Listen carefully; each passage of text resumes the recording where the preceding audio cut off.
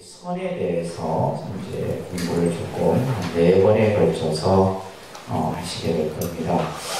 그래서 이제 첫 번째는 이제 이 선의 발달, 전개 과정에 대한, 그래서 우리가 이제 선의 역사도 굉장히 오래됐다고 볼 수가 있어요.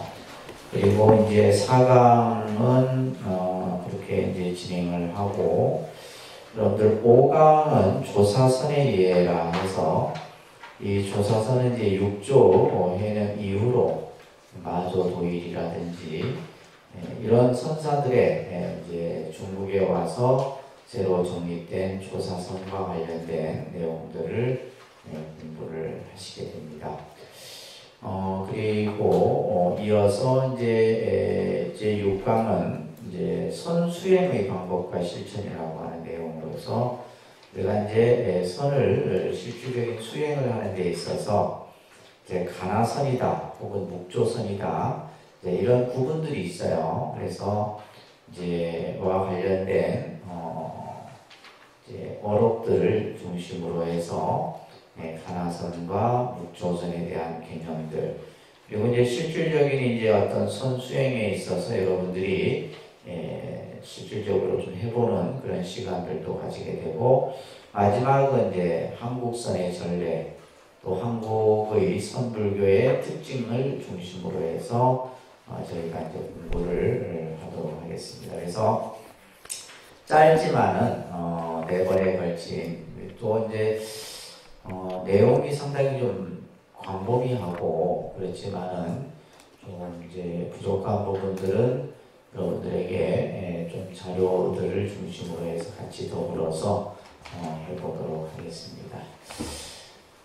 우리 이제 이 불교 공부를 크게 이제 3가지로 이렇게 얘기를 할 때, 개정해라는 이제 사막을 얘기합니다. 그죠? 들어보셨죠? 불교 공부를 크게 구분하면 이것을 사막이라고 하는 교리적 개념으로 설명을 하는데, 첫 번째가 개죠. 그죠? 개. 그 다음에 정, 해라고 하는 이 개정의 사막을 얘기합니다. 실질적으로 이제 우리가 이 개정의 사막, 다시 말해서 개라고 하는 것은 부처님이 제정하셨고, 이 개를 중심으로 해서 우리가 불교의 여러 가지 행동 규범이라든지, 또 우리가 이제 스님들이 득도를 하고 여러분들이 불자로서의 어떤 행을 이제 가르치고 있는 것이 바로 개죠. 그죠? 그래서 여러분들이 오계를 받고 보살계를 받고, 스님들은 이제 뭐 비구계, 비구니계를 받는. 그래서 개라고 하는 것은 우리가 흔히 부처님께서 제정하신 실천의 행을 개라고 얘기를 합니다. 이것을 이제 다른 말로는 우리가 이제 또 계율이다라고도 얘기를 합니다. 그러니까 계율. 하나의 단어로는 이제 계율이다. 근데 이제 원래는 계와 율이 따로따로, 그죠? 의미를 가지고 있는 거죠. 보통 이제 우리가 정해라고 했을 때, 해는 사실은 어떻게 보면, 우리가 이제 부처님의 가르침, 교를 바탕으로 해서, 이제 부처님의 지혜를 궁극적으로 공부해 가는 거고, 우리가 이제 정의라고 하는 것은 이제 이렇게 뭐 구분하는 것이 정확하게 연결되는 것은 아니지만 여러분들을 이해시키도록 하기 위해서, 그래서 해는 교를, 그 다음에 정은 선을, 그래서 우리가 보통 선교율 이렇게 이제 또 표현을 하기도 합니다. 그러니까 선교율. 오늘 이제 우리가 공부하는 것이 이제 선에 대한 내용이에요. 그래서 선이라고 하는 것은 결국 뭐냐라고 했을 때, 이것을 서산 스님께서는 이것은 부처님의 마음이다. 선이라고 하는 것은 부처님의 마음, 불심 이렇게 얘기합니다. 여러분들에게 불심이 있느냐 없느냐, 불심을 갖췄느냐 이렇게 얘기를 하잖아요. 그렇죠? 선이라고 하는 것은 바로 부처님의 마음이다. 이렇게 얘기를 합니다. 선은 뭐라고요? 부처님의 마음. 이 부처님의 마음이라고 하는 것은 뭐 부처님이 가지신 마음이 아니라 이것은 바로 뭐요? 깨달음의 마음. 깨달음의 마음을 우리는 선이다라고 얘기를 하는 거예요.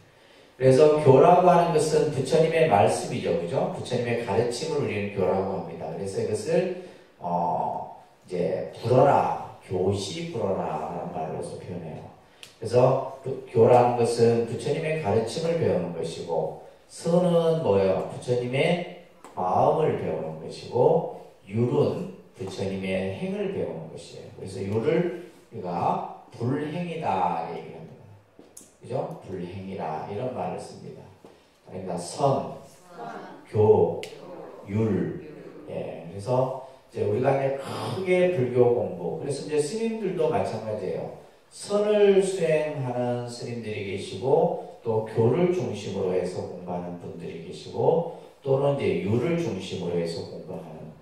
그래서 우리가 이제 이 세 가지를 다 능통한 분들을 우리가 흔히 뭐라 하느냐면 삼장법사다 이 얘기를 하는 거예요.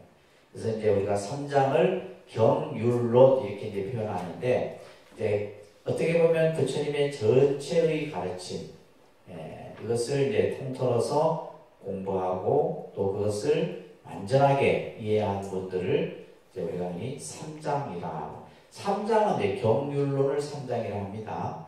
그래서 이제 삼화 또 예를 들면 우리가 선교율 또 삼장 이런 이제 교리적인 개념들을 연관해서 우리가 이제 볼 수가 있는데 자 사실은 우리가 이제 교라고 하는 것은 여러 가지 경을 통해서 부처님의 가르침을 통해서 하나하나 배워 나가기 때문에 여러분들 입장에서 어렵지만은 사실 이제 또 경을 공부하고 하는 이제 이 교학을 하는 스님들 입장에서는 단계별로 배워 올라가잖아요. 그죠? 건강경도 배우고 화엄경도 배우고 이런 식으로 다양한 경전들을 배우게 되는데 어떻게 보면 이제 가장 어려운 것이 어렵다고 느껴지는 것이죠. 그죠? 어렵다고 느껴지는 것이 바로 오늘 우리가 이제 공부해야 될 이 선이에요. 선. 예, 우리 한자로 이 선자를 보통 참선선 이렇게 하긴 하는데 사실은 이 글자, 이 선이라는 글자를 여러분들이 제대로 이해하려고 하면 선이라고 하는 것은 아까 뭐라고 그랬어요? 마음이라고 그랬어요. 선은 뭐다? 마음이에요. 마음. 우리가 예를 들면 참선 공부가 뭐냐라고 했을 때 마음 공부다 이게 가장 정확한 거예요. 그래서 참선이 뭐냐라고 했을 때 마음을 그죠? 마음을 자신의 그 근본의 마음자리를 찾는 공부가 바로 참선 공부다. 자, 이제 우리가 그러면 도대체 그러면 이 마음이라는 것이 뭐냐, 그죠? 마음. 불교에서도 이제 마음을 늘 얘기하는데, 그래서 화엄경에서도 마음을 얘기하고, 금강경에서도 얘기하고, 많은 경전에서 부처님께서 이 마음에 대해서 말씀. 근데 이 마음이라고 하는 것을 마음이라고 이름 붙였지만은, 근데 이제 우리는 보면 이제 유식을 나중에 여러분들 배우게 되는데 마음이라는 것이 있고 의라고 하는 것이 있어요. 뜻의 자입니다. 그 다음에 식이라는 개념이 있어요. 그러니까 심의식. 이건 이제 나중에 여러분들이 유식이라고 하는 이제 공부를 하게 되면 그래서 불교에서는 우리가 단순히 이제 인식하고 어떤 것을 분별하고 구별하는 거 마음으로 헤아리고 근데 이것을 우리 통틀어서 다 마음이다 라고 얘기하는 거예요. 근데 그것을 이제 불교에서는 교리적으로 좀 더 구분해 보면 심, 의, 식 그죠? 식아니다 심, 의, 식 자 여기서 중요한 것은 이것의 식은 뭐냐면 인식이에요. 식의 개념은 그냥 인식하는 거예요. 나무다, 컴퓨터다, 마이크다, 책상이다, 이렇게 인식하는 거, 그죠? 뭐가 인식해요? 그 인식의 대상의 가장 그 큰 범위는 눈이에요. 그래서 우리가 육군을 얘기할 때, 안이비설신의, 따라합니다. 안이비설신의. 이 순서도 마찬가지예요. 그냥 순서가 만들어진 게 아니라, 눈이 어떠한 대상을 인식하는 범위가 가장 커요. 눈이 가장 큽니다. 그래서 눈을 통해서 우리는 뭐요? 색깔도 분별하고 좋고 싫은 것도 분별하고 심지어는 뭐요? 음식이라는 것은 맛을 통해서 우리가 분별을 일으키지만 사실 뭐요?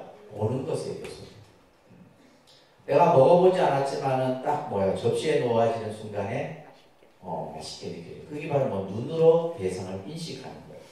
그래서 눈이 사실은 그래서 번뇌를 가장 많이 일으키는 것도 뭐예요? 눈이에요. 눈을 통해서 우리가 번뇌가 가장 많이 일어납니다. 그래서 안, 이, 그 다음에 뭐예요? 귀, 그 다음에 이제 코, 냄새 이런 식으로 안이비설신이라고 하는 개념이 설명이 되는데 자 그렇게 설명하려면 오늘 뭐 이거 하나가 끝나버립니다. 자 그래서 식은 인식하는 거예요. 의라고 하는 것은 이것은 뭐냐 하면 분별한다 이렇게 보시면 돼요. 의라고 하는 것은 뭐예요? 분별하는 거예요. 분별하는 거예요. 이제 자 이게 나무인데 나무 우리가 나무라고 이제 이것을 내가 어떤 이제 알았어요. 근데 이 나무가 참 곱다, 그죠? 참 잘 가까졌다. 나는 별로다. 뭐 이렇게 분별하는 건 뭐예요? 뭐가 하는 거예요? 의가 하는 거예요. 이것을 우리는 이제 육식, 칠식, 제8 아레아식 이렇게 이제 또 설명을 합니다. 유식에서는. 그러면 이 마음이라고 하는 것은 뭐냐면 저장이에요. 어떠한 보고 들은 것을 전부 다 담는 것. 이게 마음이에요. 그러니까 우리가 예를 들면 여러분들이 뭐 10년 전, 20년 전, 그 전생 마음은 여러분들이 전생까지도 다 그 안에 담겨져 있어요.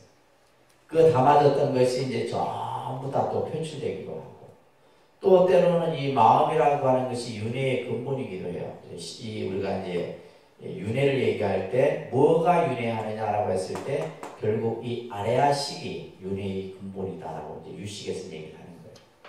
자 이렇듯이 자 우리가 이제 지금 단순히 우리가 이제 어떤 대상을 인식하고 분별하고 그것을 기억하는 거예요. 기억. 저장이라는 말 다시 말하면 뭐 하는 거야? 기억하는 거예요. 기억. 저장이 같은 거지. 그래서 이런 것들인데 자 그냥 이것을 전체 다 통틀어서 그냥 우리는 뭐라 해요? 마음이다라고 하는 거예요. 자 근데 이 마음이라고 하는 것도 뭐 한 거예요? 이름을 우리가 마음이라고 붙여놓은 거예요. 그냥 마음이라고 이름을 붙여놓은 겁니다. 그래서 예를 들면 우리가 이제 인식하는 뭐 대뇌, 소뇌, 중뇌 의학적으로 그죠? 내가 마음이냐 아니면 막 뛰고 있는 이 심장이 마음이냐 막 이렇게 이제 의학적으로 도대체 마음이라는 게 뭐냐 이 말이에요. 그죠? 그래서 마음이라고 하는 것을 부처님께서는 경전에서 마음이라고 하는 것은 마치 땅과 같다 해서 이제 대이 땅지자입니다. 이것을 심지라 그래요. 그런데 심지. 마음을 뭐라 비유했느냐? 땅에 비유하고. 땅이라는 것은 생각해보세요. 땅은 뭐냐면 모든 것을 다 담고 있죠. 우리가 땅 안에는 뭐요? 이 땅이라는 것은 또 뭐요? 모든 만물을 생장시키는 바탕이기도 하지만은 그 땅 안에 뭐요? 물도 있고 강석도 있고 모든 것이 다 담겨. 그래서 이 마음을 그냥 땅에 비해서 심지다 얘기를 하는 거예요. 근데 이제 우리가 그래서 심지가 굳건하다 뭐 이런 이제 우리가 표현도 있잖아요, 그죠? 근데 우리 중생의 마음은 어떤 마음이냐라고 했을 때 이런 마음이에요. 마음을 그래프로 그린다면 이 지금 마음의 상태는 어떤 상태예요? 종잡을 수 없는 상태입니다. 마음이 이제 그냥 쉽게 말해서 여러분들의 감정 기복이 큰 거죠.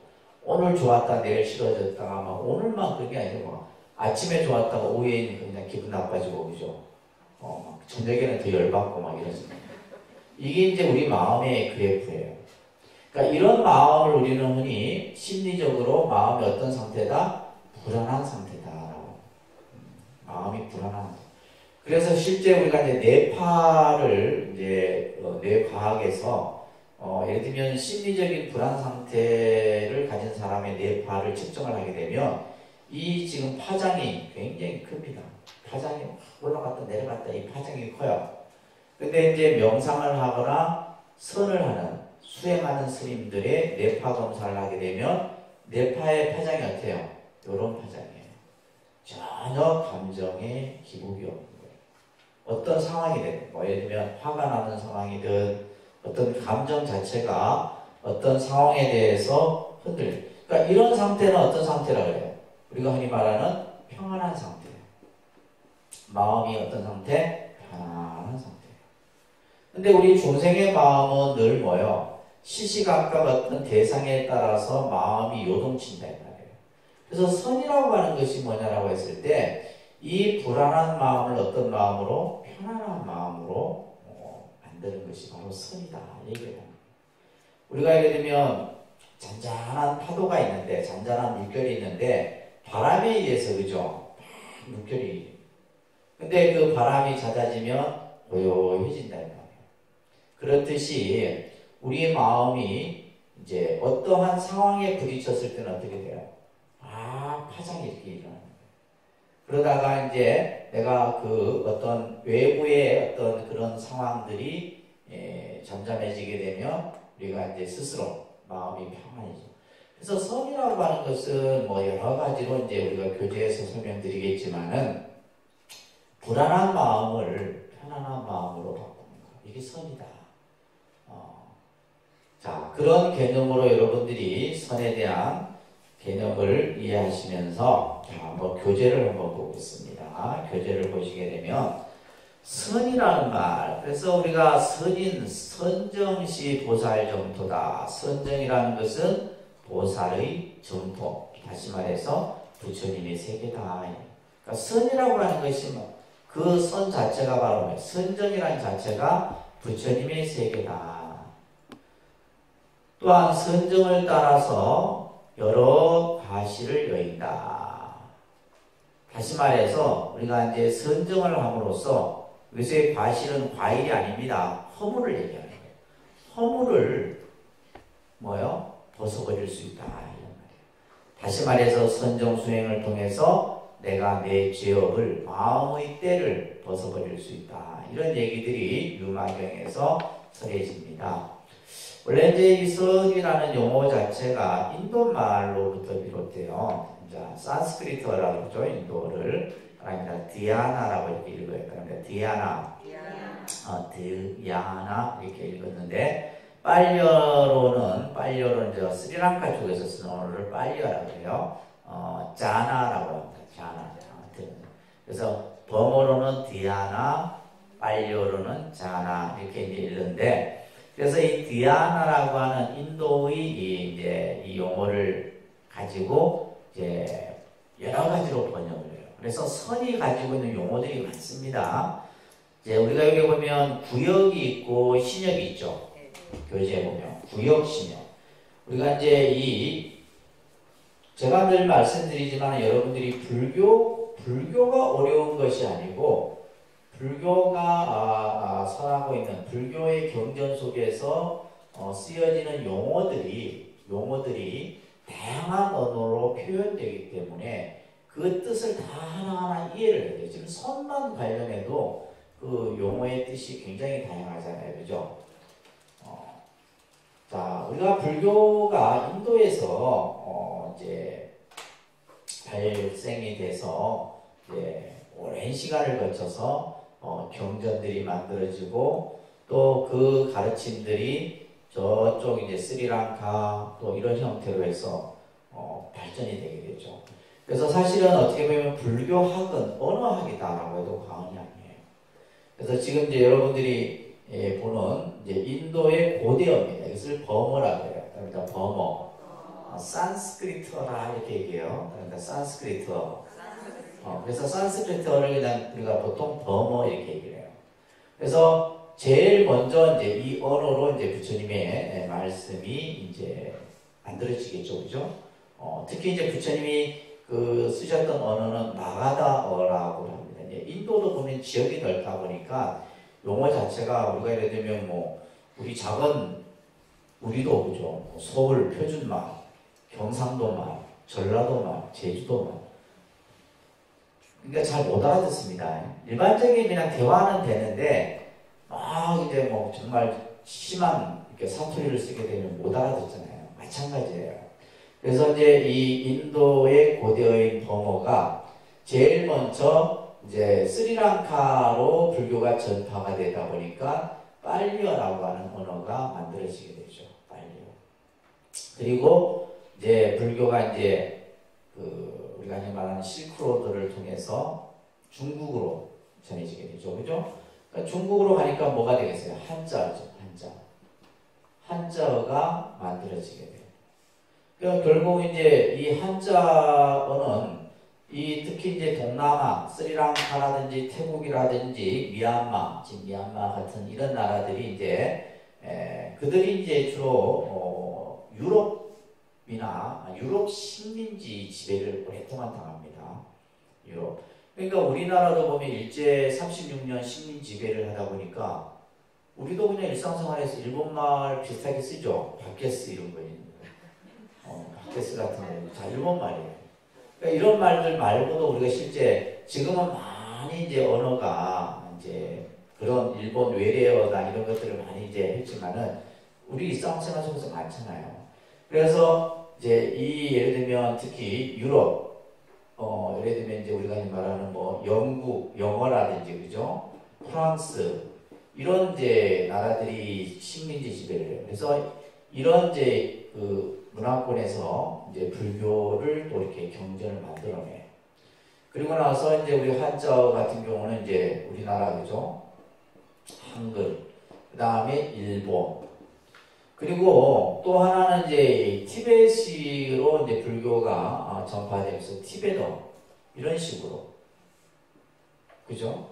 그러니까 언어 자체가 다양하게 발전이 되는 거예요. 그래서 제일 기본이 되는 언어가 뭐다? 번어. 그 다음에 한자어. 그 다음에 이제 우리 뭐 한글은 우리가 아니까 그죠? 그러니까 우리가 쓰는 실제 한글이라 해도 전부 한자어예요. 한자어입니다. 순수 우리나라 말은 그게 많잖아요. 전부 한자어입니다. 그리고 이제 일본어, 영어, 프랑스어, 뭐 빨리어 이런 식의 언어만 해도 몇 개 언어예요. 많죠, 그죠? 그래서 이 언어가 다양하기 때문에 어떻게 보면 불교를 공부하는 것이 조금 어려울 수 있어요. 자, 그런데 여기서 중요한 것은 이 인도에서 이제 부처님의 경전을 한자어로 번역을 하기도 하고 또 이제 한자어를 한 사람은 중국인들이죠, 그죠? 중국이다 이 말이에요. 그러면 또 이제 이 중국 스님이 인도에 들어가서 산스크리트어를 배워서 또 한자어로 번역하기도 하고 인도 스님이 중국에 와서 그죠? 한자어로 번역하기도 하고 이런 것을 이제 경전을 번역하는 것을 뭐라 하냐면 역경이라 그러는데 역경. 그러니까 역은 뭐냐면 글자를 언어를 바꾸는 거죠, 그죠? 바꾸는. 그래서 실제 이제 우리가 불교가 각 세계로 전파될 수 있었던 것은 이런 경전 번역이 다양하게 이루어졌기 때문이에요. 경전 번역. 그래서 실제 아까 얘기했듯이 프랑스라든지 영국 이쪽이 불교에 대한 연구가 굉장히 많습니다. 그것은 뭐냐면 언어가 이미 그들이 이해했기 때문이에요. 이해했기 때문이고 특히 뭐 중국뿐만이 아니라 일본도 마찬가지고 그죠? 그래서 그런 나라마다 뭐가 있어요? 그 나라의 대장경들이 있는 거예요. 우리나라 같은 경우는 한글 대장경이 있고 그죠? 일본에는 뭐냐면 신수 대장경이 있고 우리나라는 이제 그 이전에 고려 대장경, 그다음에 팔만 대장경, 뭐 이런 이제 대장경들이 티베트 같은 경우는 티베트 대장경, 뭐 많습니다. 엄청나게 많아요. 자 이런 식으로 이제 경전이 번역이 되게 되는데 여기에서 이제 신역과 구역이라고 하는 이것은 경전 번역에 따라서 구분을 한 거예요. 예, 보통 이제 구역은 이 신역과 구분을 기준하는 두 역경 스님이 계세요. 이거 꼭 기억하셔야 돼요. 그래서 여러분들이 앞으로 이제 불교 공부하다 보면 신역이다, 구역이다 이런 말을 듣는데 오늘 정확하게 이해하세요. 신역을 기준으로 하는 분이 바로 현장 스님이에요. 어느 스님이요? 현장 스님. 이게 당나라 때의 스님입니다. 이 현장 스님은 실질적으로 이제 실크로드를 통해서 어디로 가요? 인도 천축을 갑니다. 엄청난 거죠. 인도 천축을 가서 그곳에서 부처님의 경전을 가지고 다시 당나라 때의 수도는 장안이다. 장안으로 다시 돌아와서 경전을 번역을 해요. 왜 이 경전 번역이라는 것은 엄청난 재원이 있어야지만 가능해요. 이 당시 이런 경전들을 번역하는데 왕들이 전부 후원을 합니다. 왕이. 그 시대의 왕들이 후원을 해서 쉽게 얘기해서 이제 예를 들면 장안이면 장안성 안에 역경원이라고 하는 그런 기구를 만들어서 이제 재원을 대주고 혼자서 할 수 있는 게 아니에요. 여러 스님들이 수천 명의 스님들이 그곳에 투입이 돼서 경전이 번역이 돼요. 그래서 이제 이 현장 스님으로부터 그 현장 스님 이후에 번역된 경전들을 보통 신역 경전이라고 하시죠. 그 다음에 구역 경전은 이제 구마라집 스님이에요. 구마라집. 그러니까 구마라집 이렇게 즙이라고도 합니다. 구마라즙, 그다음에 구마라즙, 현장, 이런 용어도 그러니까 이런 이제 스님들 이름들도 기억을 잘 하셔야 돼요. 그래서 이제 대표적인 구마라집 스님 경전이 여러분들이 늘 독송하는 금강경 같은 경우. 금강경은 구마라집 스님이 번역을 한 거예요. 근데 구마라집 스님은 인도분이에요. 인도분. 그러니까 인도 스님이 중국 한자로 번역을 한 거예요. 그러니까 이 현장 스님이나 뭐 구마라집 스님뿐만 아니라 많은 스님들이 계시지만 엄청나게 뭐예요? 의학에 능통을 했다. 그러니까 번역을 우리가 보통 얘기할 때 번역은 제2의 창작이다. 그래서 요즘에 이제 스님들이 어떤 공부를 하냐면 범어를 갖다 놓고 한자어를 갖다 놓고 빨리어를 갖다 놓고 틀린 게 뭐 있는가 이렇게 하는 게 이제 스님들 공부 중에 한 부분이 있어요. 그러면 그 시대 때는 이렇게 얘기했는데 이것을 번역하는 과정에서 오류라든지 그죠? 또 어떤 식으로 번역을 했는가. 그래서 불교 공부가 사실은 그렇게 이제 나가면 어려운 거예요. 여러분들이 하는 건 어려운 게 아닙니다. 그러니까 어디 가서 불교 어렵다 이런 소리 하지 마요. 그 공부 전까지는 어렵다 이런 생각하면 안 돼. 아시겠죠? 네. 자, 그래서 구마라집 스님의 대표적인 경전이 금강경이에요. 그럼 이 현장 스님의 대표적인 경전은 뭐냐면 여러분들이 아는 반야심경이라든지 반야부 계통의 경전들. 이런 경전들. 그래서 이제 이렇게 신역과 구역, 이걸 오래 설명할 게 아닌데 됐어요. 이 신역과 구역을 이렇게 지금 이제 선이라는 용어, 디아나라고 하는 용어를 가지고 이제 구분을 하는 거예요. 따라합니다. 사유수, 기약, 공덕, 중림. 이것은 이제 구역이니까 누구예요? 구마라집 스님이 디아나라는 용어가 나오면 이렇게 이제 한자로 바꾼 거예요. 때로는 선을 사유수라고도 하고 기약이라고도 하고 공덕, 중림이라고 번역을 한 거예요. 신역은 이제 현장 스님께서 번역을 한 건데 이 디아나라고 하는 선이라는 용어를 정려라고 번역을 한 거예요. 정려. 자, 그 뜻을 한번 잠깐 보시면 사유수는 어떤 의미예요? 따라합니다. 마음을 한 곳에 머물러. 여기서 중요한 말은 마음. 그죠? 우리 마음을 하나에 딱 집중해서 이 말이에요. 마음을 하나에 집중해서 자세히 사려한다. 사려라는 것은 생각하는 거예요. 마음을 하나의 대상에 집중해서 깊이 생각하는 것. 이것을 뭐라 그래요? 사유수예요. 이와 같은 마음을 닦는 것. 이것을 뭐라 한다? 사유수. 사유한다 이렇게 말하는 우리가 보통 많이 해요. 사유에서 닦아가는 것을. 이것을 뭐라 한다? 선이라 한다. 자, 선이 뭘까? 마음을 하나의 대상에 집중해서 깊이 생각하여 내 마음을 닦는 것을 선이라 한다. 이렇게도 이제 설명을 하는 거예요. 사유수. 그 다음에 기약이라고 하는 것은 따라합니다. 욕계의 탐욕과 탐은 탐욕을 얘기합니다. 지는 썩내, 분노 이런 걸 얘기하는 거예요. 탐욕과 분노와 수면 또 의심, 조희 이건 요즘에 말하면 조울증 같은 거죠. 이런 이제 오계라고 하는 것은 이런 것들이 우리 마음을 딱 덮어버리는 5가지 악이에요. 5가지 악입니다. 이런 것들의 모든 악을 버리는 것을 뭐라 한다? 선이라 한다. 근데 선이 뭐냐 했을 때 우리 마음에 나쁜 것을 버리는 게 선이에요. 이렇게도 번역을 하는 겁니다. 아셨죠?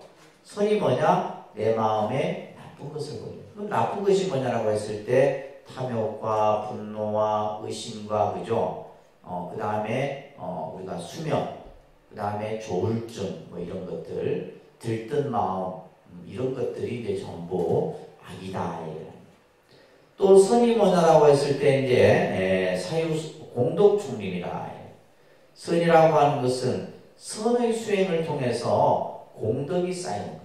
우리가 마음을 닦는다라고 하는 것은 결국 뭐냐면 공덕을 쌓아가는 행위다. 여러분들이 법당에 앉아서 다 선정해 드는 것은 뭐요? 공덕을 쌓아가는 행위다. 이것을 공덕충림이다. 반면에 이제 신역에서 이제 현장 스님이 번역을 정려라 이랬어요. 자, 요거 뜻을 잘 여러분들이 이제 이해하셔야 됩니다. 이 정자는 고요할 정자예요. 고요할 정자. 무슨 정자? 고요할 정자. 한자를 좀 알면 우리가 조금 공부하기 쉬워요, 사실은. 고요할 정자고, 여자는 생각할 여자예요. 여자는 무슨 여자? 써야 됩니다. 눈은 백날 봐도 이거 안 돼요. 집에 가서 정력 이렇게 한 번씩 한자도 써보고 이렇게 해보셔야 돼요.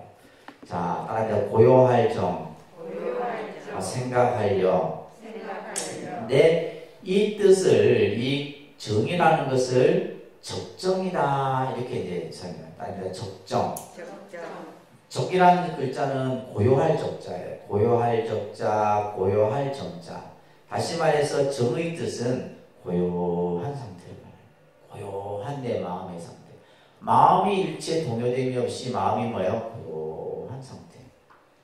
여자는 투량의 뜻으로서 이것은 깊이 그냥 단순히 생각하는 것이 아니라 꿰뚫어 생각하는 거예요. 그냥 표면적인 것을 그냥 이거구나 이렇게 생각하는 것이 아니라 깊이 생각하는 것. 이것을 묘라고 합니다. 묘. 그러니까 어떤 대상에 대하여 마음을 두고 고요하게 하여 바르고 깊이 집중하는 것. 이게 선이다. 선이라는 용어를 이제 정렬하고도 하는데 바로 선이라고 하는 것은 자, 다 말을 조금 다르게 표현하지만 다 같은 말이에요. 선이란 내 마음을 그죠? 어느 한 대상에 집중을 해요. 여기서 이제 어느 대상에 집중한다는 게 중요한 거예요. 이것이 나중에 뭘로 이제 만들어져요? 화두라는 개념으로 만들어지는 거예요. 화두에 집중해라. 이게 이제 가나선의 핵심이거든. 우리가 명상은 뭐냐면 내가 보고 듣고 느끼는 그 감정에 집중하는 거예요. 명상. 이 차이가 다른 겁니다. 선은 뭐예요? 내 어떠한 대상. 그 대상이 이제 나중에는 선은 뭐냐면 화두가 되는 것이고, 명상은 내가 숨 쉬고 인식하고 느끼고 하는 이런 어떤 대상에 집중하는 거예요. 그러니까 집중이라는 측면은 똑같은데 그 집중의 대상이 약간 다른 거예요. 그래서 선과 명상은 다른 겁니다, 사실은. 우리가 선의 개념과 명상의 개념은 다른 거예요. 그리고 그것이 추구하는 궁극적인 목적도 다르고, 달라요. 자, 그래서 여기서 이제 대상의 마음을 집중, 고요히 하여, 여기서 중요한 것은 바르고 깊이 그거에 대해서 들여다보는 거예요. 자, 그래서 이제 밑에 보시면, 구역에서 사유라하여 이 생각한다는 뜻만 표현되어 있어서 정의 뜻이 결여되어 있다 이 말이에요. 그런데 반면에 신역은 정렬화해서 정과 아래 두 뜻이 구비되어 있어서 좀 더 선에 가까운 올바른 뜻이 되겠다. 그럼 여러분들이 그러면 선을 어떻게 이해해야 돼요? 정려의 개념으로 이해를 하셔야 돼요. 마음을 고요히 하여 어떤 대상에 집중해서 생각을 깊이 관하는 것. 이것이 바로 뭐다? 선이다. 자, 여기서 이제 우리가 조금 제가 요 쓰여진 글을 이제 이렇게 보면 여러분들 무슨 말인지 모른다. 이게 써놨는데도 그죠? 어렵습니다. 어려워요. 자. 정자는 무슨 정자? 고요할 정자. 네, 고요하다. 고요할 정자. 정은 적정의 뜻으로서 이게 그죠? 적정. 이 정자 한번 써보세요. 이 정자 고요할 정자를 써봐야 됩니다. 이 정이라고 하는 우리도 이 한자 잘 안 쓰니까 자꾸 잊어버려요. 정은 무슨 뜻이다? 적정의 뜻이다. 무슨 뜻? 적정의 뜻이다. 고요하다는 뜻이에요. 고요하다는 뜻이에요. 그래서 여러분 적는 과정에서는 좀 공책을 하나 사셔서 공책을 사드릴까? 적정의 뜻이야. 나중에 공책만 검사하면 공부 잘했는지 못했는지 확인이 되잖아. 많이 써야 됩니다. 공만 쓰면. 자, 적정의 뜻으로서 이거는 뭐의 뜻을 지니고 있다? 이것은 중요한 말이에요. 이게 지라는 자, 지의 뜻을 가지고 있다. 이게 그칠 지자입니다. 무슨 지? 그칠 지. 이것은 다시 말해서 무엇을 말하느냐라고 했을 때 정을 말한다. 이렇게 얘기해요. 이게 이제 요것만 이해하면 선을 다 이해하는 거예요. 정의 뜻은 고요하다. 고요하다는 의미는 자, 여기서 이제 그친다라는 뜻이 뭐예요? 우리의 마음이 고요하고 예를 들면 이게 움직여지고 막 그냥 요동치고 하는 이것은 뭐냐면 그만큼 우리가 심리적으로 아까 얘기했잖아요. 마음이 딱 차분하게 가라앉지 못하고 마음이 막 들쑥날쑥하고 그죠? 좋았다 싫었다 막 그냥 기뻤다 울었다 막 하고 기분 그러한 마음의 상태를 뭐 하는 거? 이 지는 뭐냐면 스탑이에요. 스탑. 다시 말해서 내가 내 마음에서 일어나는 여러 가지 번뇌적 요소들을 싹 멈추게 하는 거예요. 이게 지라는 거지. 이것을 다시 말로 이제 이걸 이제 정자로 얘기하면 이 정자가 무슨 정자냐면 고요할 정자예요. 그 한자가 보면 고요할 적, 고요할 정 이것도 정자다. 이 정, 고요할 정자. 그래서 이렇게 지금 설명을 하고 있죠. 그 다음에 여라고 하는 이 여자가 무슨 여자?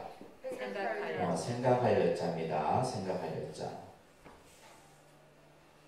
그죠? 마음 심이 붙어 있죠. 예. 이것은 이제 우리가 사려. 이 사자는 생각할 사자예요. 생각할 사자. 그리고 여자는 생각할 여자. 이게 사려라는 거예요. 우리가 예를 들면 저 사람 사려심이 깊다 이런 말은 생각이 깊다 이런 말이에요. 생각이 깊다. 사려라는 거예요. 이거는 뭐냐면 우리가 사려 생각하는 것이 깊다라고 하는 것은 뭐요? 무언가를 봄에 있어서 그냥 보는 것이 아니라 깊이 보는 거예요. 깊이 그 내면까지 보는 거예요. 이것을 관이라고 하는 거예요. 그러니까 관. 이 관자는 볼관자입니다. 그러니까 볼관. 관이라고 해요. 관의 뜻이고. 자, 그래서 이것은 관은 뭘 의미한다? 해를 의미한다. 뭘 의미한다? 해. 자, 그래서 우리가 이제 이 지금 선이라고 하는 의미를 이렇게 지금 설명하는 거예요. 이거는 이제 대학원 과정에서 이렇게 설명해요. 우리는 지금 불교대학 그죠? 이 전문과정 이상의 지금 이 내용이에요. 자, 이 지금 선을 우리가 이제 디아나라고 하는 선을 정여라는 말로 이렇게 얘기한다 그랬어요. 그죠? 그러니까 정여. 근데 이 정여인데도 이 정여라고 하는 의미 속에는 그 뜻이 정자와 여자가 나눠져서 설명을 하는 거예요. 그래서 정이라고 하는 것은 적정의 뜻으로서 고요함을 얘기하고 그것은 어떤 의미를 갖다? 지의 뜻을 가지고 있다. 지. 이거는 지라고 하는 것은 삼마디, 삼마. 우리가 나중에 이제 이 지가 삼매라는 말로 설명이 됩니다. 삼매.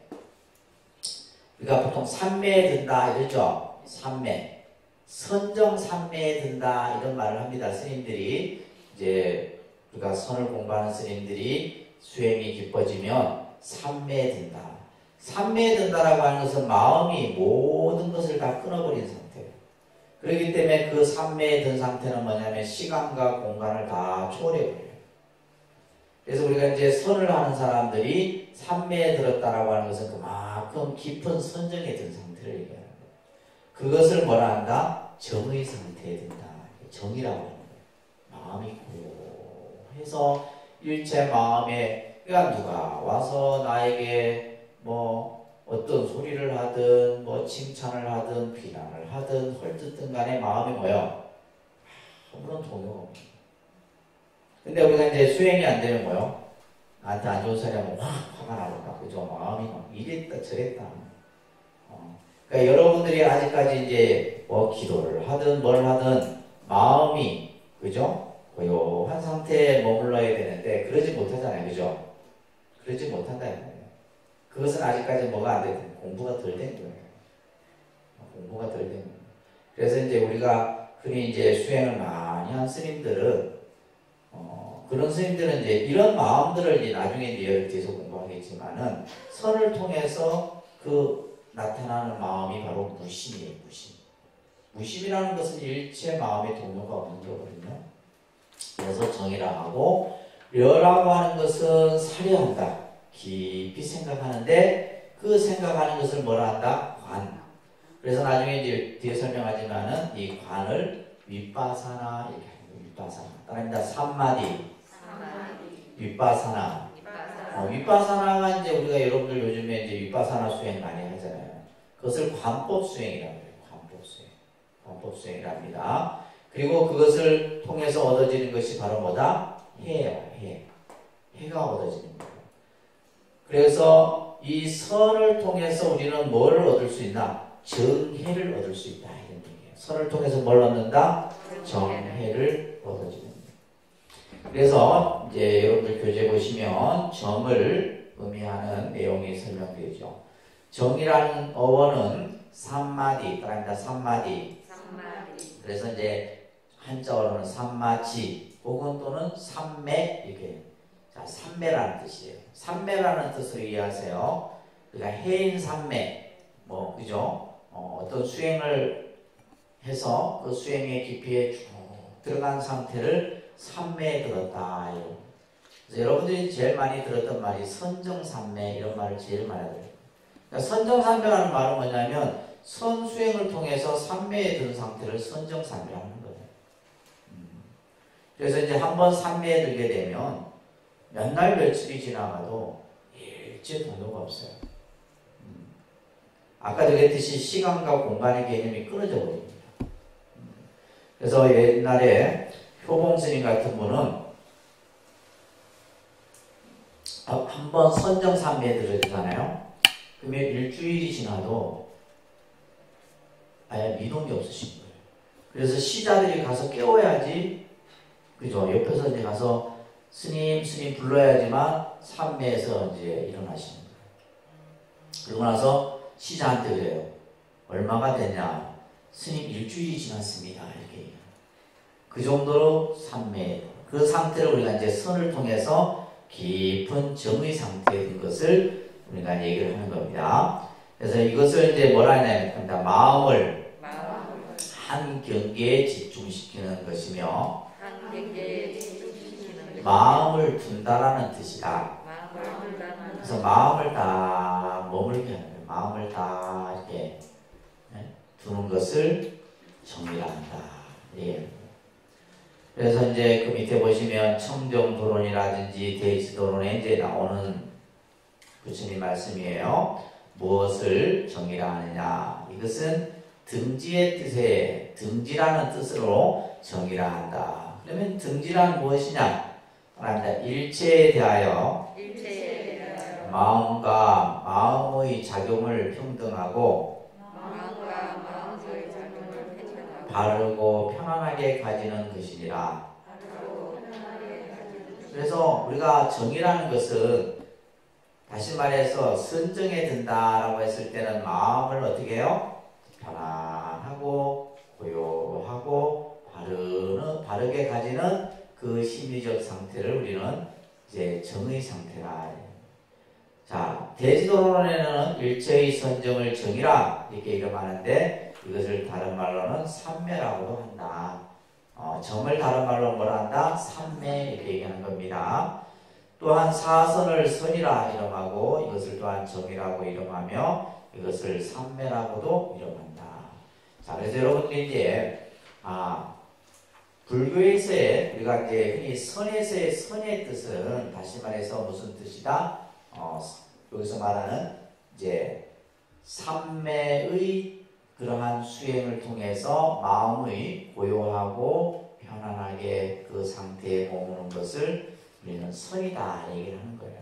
그래서 아까 제가 이제 뭐 심지라는 뜻으로서 이제 말씀을 드리기도 했지만은 자, 그 다음 페이지 넘겨보시면 지관 수행이라고 하는 수행이 있어요. 그런데 지관 수행.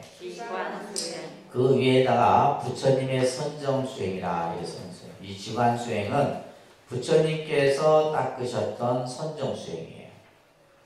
그래서 이제 이 실제 선이라고 하는 것이 실제 그 기원은 요가로부터 시작이 됩니다. 뭘로부터 시작이 된다고요? 요가의 수행으로부터. 그래서 실제 부처님을 요가 수행자라고도 불렸어요. 요가. 그래서 이제 인도는 오래전부터, 그죠? 이 인더스 문명 시대 이전부터 요가 수행을 했었다는 그런 기록이 나옵니다. 요가. 이 요가의 수행법을 부처님도 하셨다 이 말이에요. 부처님도 하시고 했지만은 이 요가 수행을 통해서 깨달음을 얻지를 못했어요. 그것은 깨달음으로 가는 것이 아니라 대부분의 요가 수행이 뭐냐 하면 신체적으로 단련하거나 마음을 편안히 하는 정도에 머무는 것이에요. 그래서 부처님께서는 이 요가 수행을 버리시고 무슨 수행을 닦았다? 지관 수행을 닦으십니다. 부처님의 수행법을 지관 수행이라고 해요. 다른데 지관 수행. 그래서 지라고 하는 것은 삼마타, 아니다 삼마타 수행이라고 합니다. 이것을 이제 아까 했던 삼매라고도 하는 거예요. 그래서 이것은 모든 것을 그치는 것을 말한다. 이 지라고 하는 것은 그치는 거예요. 그래서 지는 삼매의 뜻이라 그랬잖아요. 앞에, 그죠? 삼매. 모든 생각을 그치는 거예요. 자, 관은 다른 게 윗바사나로 이렇게 이제 표현을 합니다. 자, 그 옆에 뭐라 써 있어요? 대상을, 대상이라고 하는 것은, 그죠? 보여지는 모습을 대상이라고. 내 눈에 보여지는 것, 이게 대상이잖아요. 그죠? 그 대상을 뭐 하는 거예요? 관조한다. 관조. 비추어 보는 거예요. 비추어 본다는 말은 이것을 뭐예요? 깊이 들여다보는 거예요. 관조한다는 것은 깊이 들여다보는 거예요. 이것을 우리가 윗바사나라고 해요. 이것이 나중에 지라는 뜻이 정의 뜻으로, 지가 뭘로? 정. 지가 정이라는 개념으로 발전이 되게 되고, 정이라고 하는, 그리고 관은 아까 우리 뭘로? 해라고 하는, 아니다, 정해. 그래서 이제 그 보조 진을 스님 같은 경우는 정의 쌍수, 정과 해를 같이 닦아요. 다시 말해서 우리가 선을 제대로 수행하기 위해서는 정도 이루어야 되지만은 해도 같이 이루어져야 돼요. 정해가 함께 닦아져야 되는 것이 바로 선이다. 이것이 이제 우리가 이 정해라는 개념이 이제 중국에 와서 이것이 이제 정착이 되게 되는 겁니다. 자, 말합니다. 일체의 선법은 모두 이 지관에 보섭된다. 둘이라고 하는 것은 또 이제 이 둘이라는 말은 뭐예요? 지와 관. 다시 말해서 정과 해. 이를 뜻 말하는 거예요. 그래서 우리가 선이라고 하는 것은 정혜의 뜻을 다 담고 있다라는 얘기를 하고 있습니다. 그 밑에 보시면 지라고 말하는 것은 지라고 말하는 것은 일체 경계의 모양을 그치고 사마타간을 수순하는 의미 까닭이다. 그래서 우리가 지라고 하는 것은 일체 경계의 모양을 그친다라는 말은 뭐냐면 우리는 이 모양에 끄달려요. 그죠? 아까도 얘기했듯이 눈이 번뇌를 가장 많이 일으킨다 했잖아요. 그죠? 그러니까 내가 어떤 대상을 보게 되면 그 대상에 끄달립니다. 여러분들이 이제 아직까지는 그 말의 의미를 못 느끼시는데 실제 이제 스님들이 선방에서 우리가 선방을 가면 아무것도 없어요. 방 안에 무슨 뭐 액세서리라든지 무슨 장식이라는 거 주지 않습니다. 예를 들면 시계 정도는 있는데 이 시계가 때로는 번뇌를 만들어내요. 그러니까 우리가 예를 들면 내가 참선을 딱 하고 있는데 내 시선이 어느 딱 그죠? 시계에 딱 머물렀어. 근데 그러면 이게 시계로 이제 생각하는 것이나 저걸 가지고 온갖 것을 다 만들어내요. 이 번뇌가 일어나는 거예요.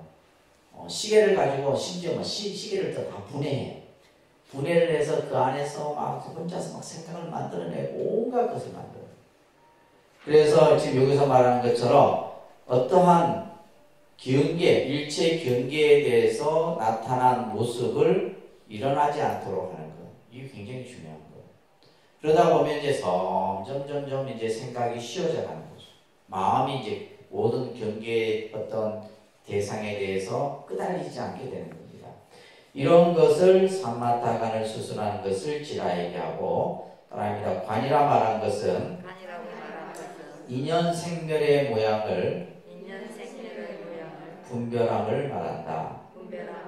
그래서 이제 우리가 윗바사나 같은 경우는 이제 예를 들면 이제 사념처 수행이라 해서 이제 심법 이제 그죠? 신수심법이라 해서 우리 몸 또 마음 우리의 인식 이런 것들을 이제 관하는 수행이 이제 우리가 윗바사나 수행이라고 얘기를 하는 거예요.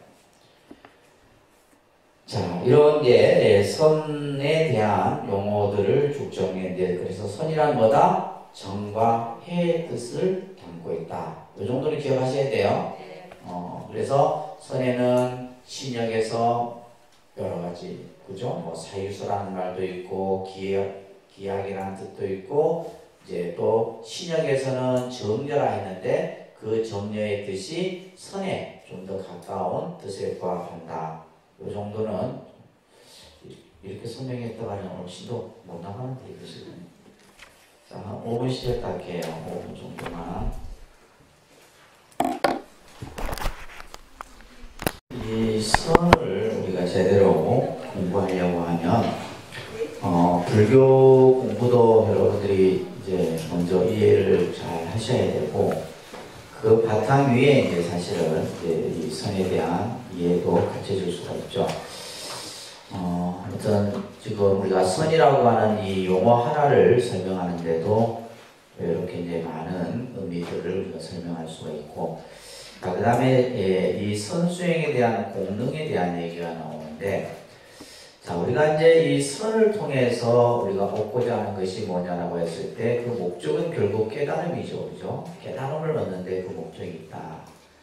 그렇지만은 이제 처음 이제 선을 수행하는 이들에게도 깨달음까지 다다르기에는 여러 가지의 수행의 그런 어떤 인고의 시간들이 필요하겠지만은 그렇지만 이제 선을 여러분들이 실질적으로 해 나가는 데 있어서 얻어질 수 있는 내용들이 굉장히 많아요.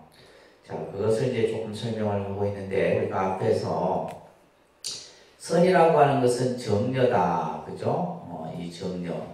그래서 이 정려의 의미에서 우리가 볼 것 같으면 특히 우리들이 내 안에서 일어나는 여러 가지 망상이라든지 번뇌라든지 이제 이런 것들을 우리가 이제 아까 얘기했듯이 정지시키는, 그래서 지의 뜻을 잠깐 설명했었잖아요. 그죠? 그래서 이것은 소극적인 정의 작용을 얘기를 하고, 이제 여라고 하는 것은 사유로서, 다시 말해서 좀 더 우리가 이제 생각을 깊이 할 수 있는 그러한 어떤 또 이제 작용을 얻을 수 있다라는 것을 지금 설명하고 있습니다.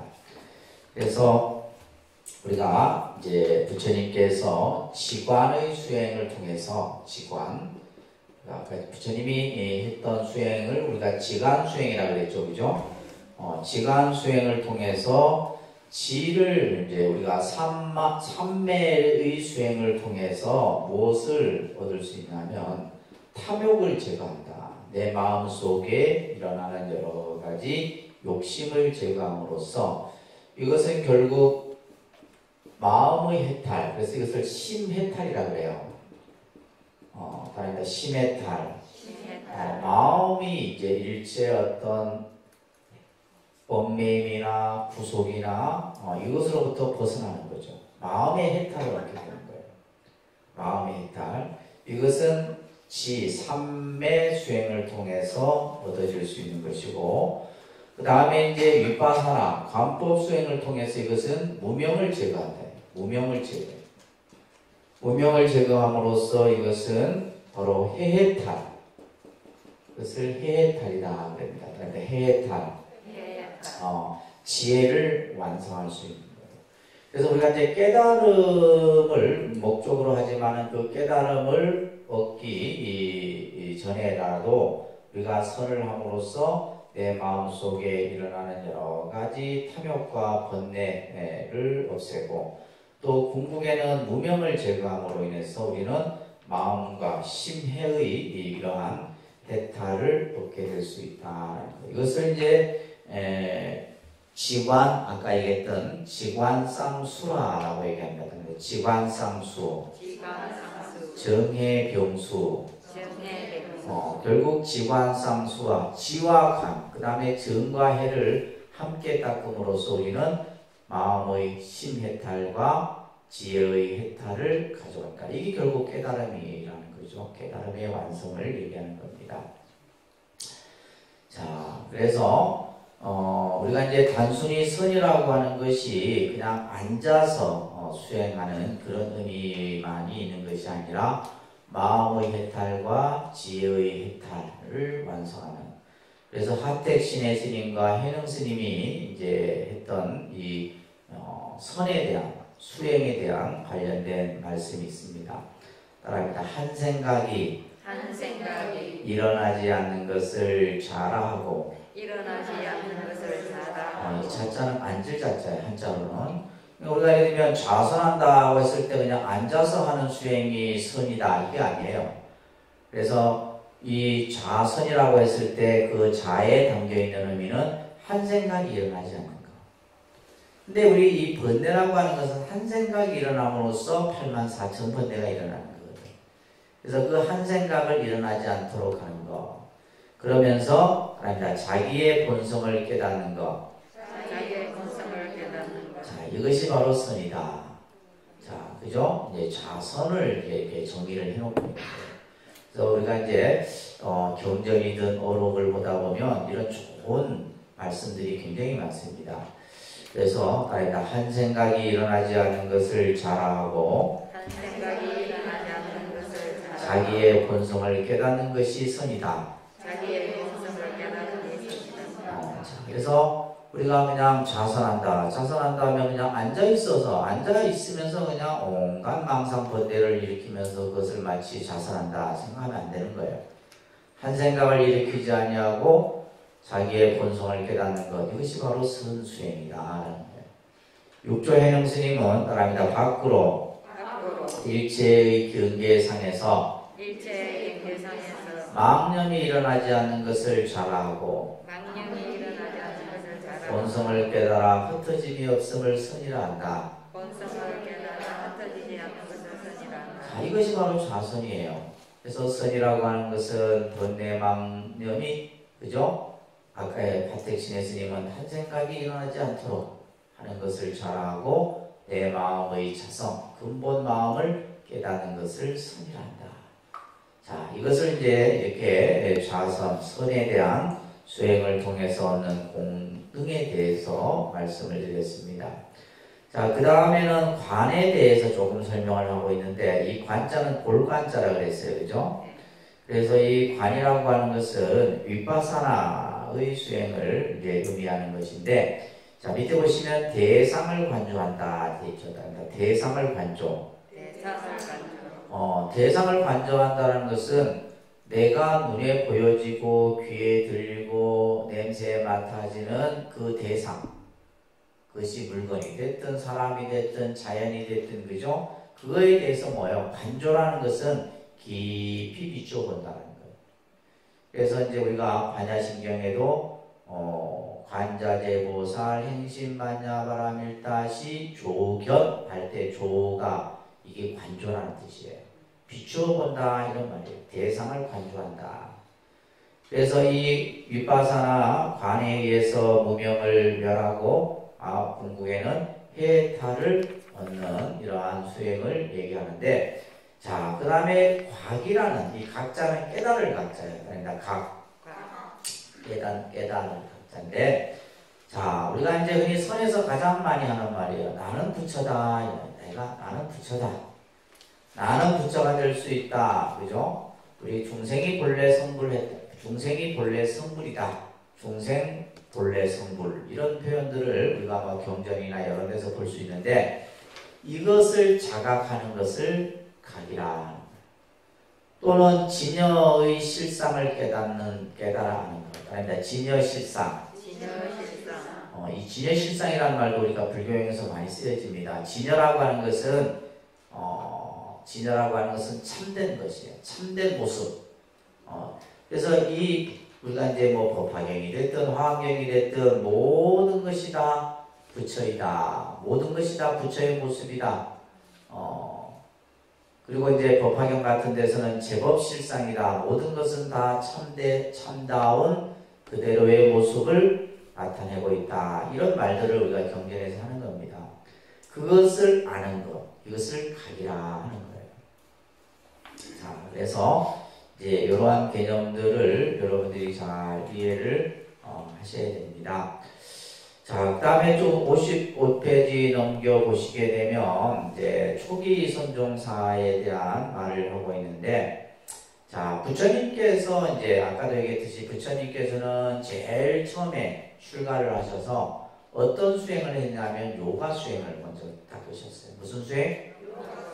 그래서 우리가 이제 여러분들 부처님 생애를 공부하면서 당시 육사외도, 그죠? 육사외도의 문화에 들어가서 부처님이 여러 가지 수행법들을 익힙니다. 근데 그 당시에 이제 대부분의 인도의 수행은 요가 수행이 기본이에요. 근데 그 요가 수행을 하는 방법도 여러 가지이기 때문에 부처님께서는 처음에 이제 이러한 요가 수행, 그래서 요가 수행에서 하는 좌법이나 우리가 선에서 하는 좌법이나 명상에서 하는 좌법은 다 똑같아요. 우리가 예를 들면 뭐 단을 하든 뭐 명상을 하든 뭐 요가를 하든 앉아서 하는 수행의 좌법은 다 동일해요. 왜냐하면 그 모든 것들이 요가의 수행에서 기원을 하기 때문이에요. 그래서 우리가 이제 흔히 불교에서의 좌법을 부처님이 이제 앉아서 이제 보리수 아래에 앉아서 수행을 할 때 이제 결가부자라는 이런 표현들이 나옵니다. 결가부자, 그죠? 그래서 이 결가부자는 이제 밑에도 나오지만은 이 결가부자를 했을 때 오랜 시간 앉아 있어도 신체적인 무리라든지 또 어떤 피로감이라든지 이런 것들이 좀 줄어든대요. 근데 이제 우리 이제 동양인의, 그래서 사실은 이 요가에서의 어떤 결가부자 작법 같은 경우도 사실은 이제 신체적인 좀 단련이 필요한 거죠. 신체적인 단련이 필요합니다. 예를 들면 사지 육신이 뻣뻣한 데 앉아 있으려면 힘듭니다. 못 앉아 있어요. 명상도 마찬가지예요. 그래서 이제 우리가 이제 흔히 말하는 뭐 스트레칭이라든지 몸을 이렇게 푸는 유연성이라든지 이런 것들. 그래서 이제 스님들도 처음 선방에 들어가면 이제 잠시 쉬는 동안에 하는 게 뭐냐면 다리 째는 연습이에요. 실제로. 왜냐하면 그게 내가 뭐 앉아있을 때 이 좌폭 자체가 안정되어 있지 못하면 어렵다는 거예요. 근데 여러분들은 그렇죠. 예를 들면 명상을 하는 분들이나 또 이렇게 참선을 하는 분들이 앉아있는 게 힘들다. 앉아있는 게 힘들죠. 앉아있는 게. 서서 있는 건 더 힘들고. 그러면 누워있으면 편할 것 같아요? 누워도 힘들어요. 누워서 여러분들 10시간 누워있으면 해봐. 오히려 앉아있는 게 더 편해요. 앉아서 10시간 앉아있는 게 더 편하지 누워서 10시간 있는 건 진짜 힘들어요. 그래서 사실은 우리가 이 몸이 어떻게 단련되느냐에 따라서 다른 거예요. 그래서 이제 참선 수행을 오랫동안 하신 분들은 그냥 앉아서도 주무시잖아요. 누워서 자는 게 더 불편하시대요. 그래서 앉아서 주무셔. 앉아서. 그래서 우리가 예를 들면 장자불화라는 말이 있거든. 선에서. 장자불화는 뭐냐면 10년 장자불화 해도 10년 동안 등을 땅에 눕지 않는 거예요. 그렇게 이제 수행하는 분들도 계시고 하는데, 그래서 이제 실질적으로 이제 이 참선을 하는 분들이 주로 이제 중단에 포기하는 이유가 힘든 거예요. 힘들어서 못하는 거예요. 근데 이제 그 힘든 과정을 다 이겨내고, 고통의 시간들을 이겨내고 다 해야 되는데, 그것을 이겨내지 못하다 보니까 어려운 겁니다. 그래서 이제 보시면 우리가 이제 부처님께서도 이러한 요가 수행을 통해서 나중에 앞에서 얘기했듯이 지관 수행법들을 하셨는데, 특히 이제 그 교재 밑에 보시게 되면 부처님께서는 출가한 후 선인들, 당시 이제 이 요가 수행자들을 말하는 거예요. 그래서 고도의 수행을 이룬 이러한 선인들을 통해서 그러한 수행법들을 배우셨고, 특히 이제 나중에 부처님께서는 이 지관 수행을 통해서 사선정, 삼명, 육통. 그래서 이제 이것을 이제 여러분이 꼭 기억해야 될 것이 초기 이 선정 수행에 있어서 얘기하는 것이 부차재정이라는 말이 있어요. 그 다음 페이지는 이제 보시면 부차재정. 59페이지. 그래서 이 구차재정을 꼭 기억하셔야 됩니다. 이 구차재정이 뭐냐면 따라합니다. 사선, 사무색정, 멸진정. 그러니까 부처님께서 깨달음을 어떻게 얻으셨나 이렇게 이제 우리가 보니까 부처님께서는 제일 먼저 삼명 육통을 깨치시고, 그래서 여러분들 이제 교재 보시게 되면 삼명이 뭐냐면 세 가지 이제 신통의 힘을 얻으신 거예요. 첫 번째는 따라합니다. 숙명, 숙명통, 천안통, 유진통. 이것을 이제 삼명이라고 해요. 삼명 꼭 기억하세요. 부처님께서 제일 먼저 보리수 아래에서 선정에 들어서 이제 삼명을 먼저 이루신 거예요. 그래서 숙명통은 뭐냐면 이것은 생명의 시간적 무한성을 인식했다. 다시 말해서 뭐냐면 우리가 예를 들면 모든 중생들의 전생의 일들을 전부 꿰뚫어 아는 것을 숙명통이라고 해요. 우리가 예를 들면 전생을 알 수는 없잖아요. 우리가. 그렇지만 부처님은 중생들의 모든 전생의 시간들을 전부 다 꿰뚫어 아는 거예요. 그래서 어떻게 해서 금생에 여러분들이 태어났는가를 다 알아. 이게 숙명통이에요. 숙명통. 그 다음에 천안통은 뭐냐 하면 모든 것을 다 보는 거죠. 그죠? 시간과 공간을 초월해서 모든 것을 보는 그러한 신통의 힘을 천안통이라고 하고, 누진통은 뭐냐면 일체의 번뇌를 끌어버리는 힘을 얻게 되시는 거예요. 자, 그래서 부처님께서도 처음에는 이제 이러한 선정을 통해서 이제 초기 경전에 같은 데 보게 되면 그런 구절이 나온다 하죠.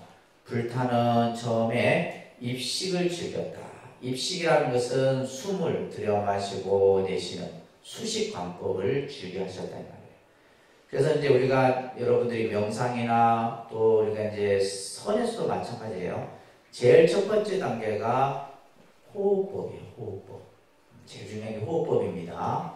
그래서 호흡법을 통해서 다시 말해서 이제 호흡이 편안하게 이렇게 이루어져야 돼요.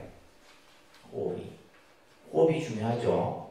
호흡이 중요합니다. 그래서 부처님께서는 중생의 생명은 호흡지간에 있다 이런 말을 하셨어요. 우리가 살고 죽는 것은 호흡이다. 호흡 사이에 있는 것이지 여러분들이 숨을 들여 마셨다가 여러분들이 내쉬지 못하면 죽음이다. 생사가 호흡지간에 있다 이런 말을 하셨어요. 그래서 입식을 즐겼고 안으로는 마음의 통일. 걸을 적에도 막 그러니까 다시 말해서 우리가 수행이라고 하는 것은 앉고 가고 눕고 행하고 하는 데 있어서 똑같아야 되는 거예요. 이런 것들이 나중에 이제 선에서도 보면 선이라는 것은 앉아있고 하는 그것이 선이 아니라 앉아있거나 서있거나 가거나 오거나 함에 있어서 항상 뭐가 해야 돼요? 마음의 통일이 다 이루어져요. 마음의 평안함이 똑같이 이루어져요. 그래서 여기 나오잖아요. 섰을 때도 또 옆으로 누웠을 때도 앉았을 때도 24시간 뭐요? 행주자와 그죠? 그 사이사이에 전부 어떤 선정을 닦았다라는 기록들이 초기 경전 수행과 관련된 경전에서 서해지는 거예요. 자, 그래서 이제 초기 불교의 선정서를 보게 되면 처음에 이제 부처님이 이제 3명을 이루시고 그 다음에 사선정에 들어가시는데 자, 따라합니다. 초선, 제2선, 제3선, 제4선. 그래서 이제 이 부처님께서 처음 이제 사선정에 들어가셨다 이 얘기예요. 자, 사선정인데 이 사선정은 어떠한 이제 쉽게 말해서 우리가 이제 선정을 닦음으로써 얻어지는 사실 우리가 이제 해보지도 않고 이제 이 내용만 가지고 이해하기는 쉽지는 않지만은 핵심만 좀 말씀드릴게요. 초선에서는 이제 내 마음 속에 점점 욕심이라든지 나쁜 생각들이 버려지는 거예요. 초선의 단계에서는. 그래서 어떤 내가 대상을 보거나 함에 있어서도 그게 마음이 끄달리지 않고 그리고 예를 들면 착하고 착하지 못한 이 어떤 분별의 어떤 생각들도 끊어지게 되는 거예요. 그러면서 이때는 뭐예요? 그 밑에 보시게 되면 56쪽에 점점 뭐예요? 마음의 기쁨이 생기는 거예요. 마음속에서 기쁨이 일어나는 거예요. 그리고 뭔가 마음은 가벼워지고 편안해지고 이런 어떤 마음의 상태가 이제 그 단계에 이르게 되면 초선에 들었다 이렇게 얘기합니다. 아시겠죠? 네. 초선의 단계예요. 제2선의 단계는 보시게 되면 이제 마음이 맑아진 상태예요. 마음이 맑아진 상태지만은 아직까지 내 마음 안에 이 이제 번뇌도 보면 미세한 번뇌가 있고 거친 번뇌가 있어요. 미세한 번뇌가 있고 거친 그것을 세번뇌, 추번뇌 이렇게 얘기를 해요. 우리가 이제 108번뇌, 84,000번뇌를 구사론 같은 데서는 그것을 전부 분석해 놓고 있어요. 그러니까 마음이 예를 들면 여러분들이 화를 팍 내는 거예요. 이거 뭐예요? 이거 거친 번뇌예요. 근데 내가 내 안에서 막 그냥 이 나도 모르게 일어나는 아주 그 생각들이 있잖아요. 미세한 번뇌들이. 이런 식으로 이제 아직까지는 이 제2선에서는 마음의 거친 정신작용과 미세한 작용에서 벗어나고 마음이 평정한 상태가 되면서 여기에서도 이제 조금 이제 초선 단계보다 한 단계 올라간 단계가 되는 거예요. 그리고 제3선이 되게 되면 여기에서는 뭐냐면 마음이 정념, 정지의 상태에 머물게 돼요. 마음이 정념. 점점 어떻게 돼요? 선정의 수행이 이제 깊이가 높아지는 단계가 되죠. 마지막 제4선에 오르게 되면 뭐요? 마음이 일체 동요감이 없고 마음이 평등해져.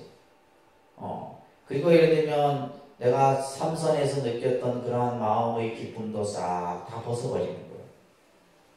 자, 우리가 보통 이제 이 4선을 이제 그 밑에 보시게 되면 초선에서는 욕망이나 도착하지 못한 이런 것들이 이제 벗어버리게 되고 제2선에서는 거칠고 미세한 정신작용인 각과 간 또 제3선에서는 기쁨을 느끼는 마음의 그 상태, 제4선에서는 이런 것들을 전체적으로 하나하나 이제 다 여의게 되어져서 마지막에 이제 깨달음의 경계에 들어가시게 됩니다. 그래서 이제 부처님 생애를 담고 있는 여러 이제 경전에서는 보게 되면 부처님이 보리수 아래에서 나벌 8일, 이제 초야는 추조정부터예요. 추조정부터 이제 접어들면서 부처님께서 제 초선, 2선, 3선, 4선 이런 이제 선정의 단계에 올라가는 그런 설명들이 이루어지게 돼요.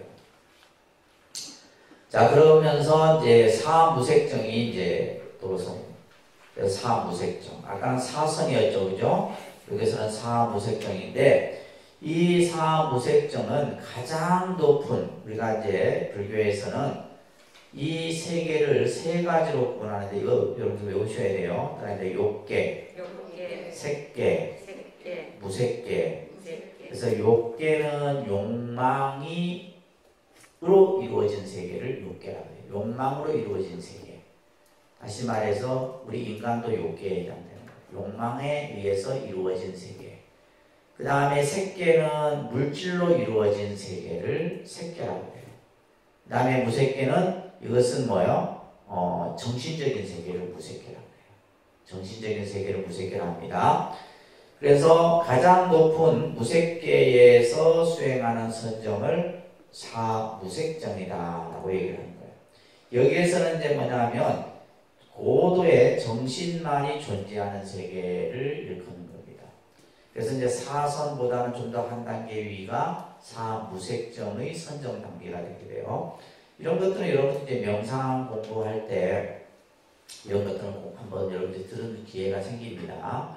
그래서 사선, 사무색정 이런 이야기들을 듣게 되는데